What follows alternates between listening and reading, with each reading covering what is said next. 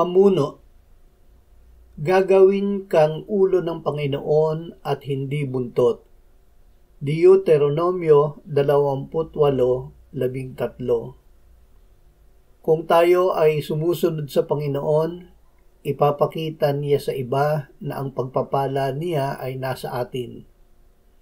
Tayo ay tinubos ng Panginoong Hesus sa sumpa nang akuin niya ang sumpa para sa atin. Ang buhay natin ngayon ay nasa Diyos kay Kristo Jesus.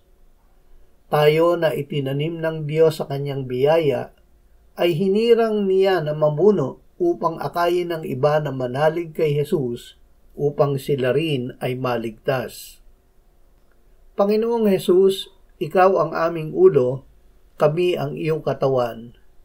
Mamuno ka sa amin at kami ay susunod sa iyo upang kami rin ay mamuno sa iba.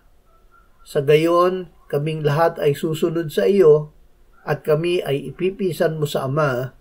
Amen.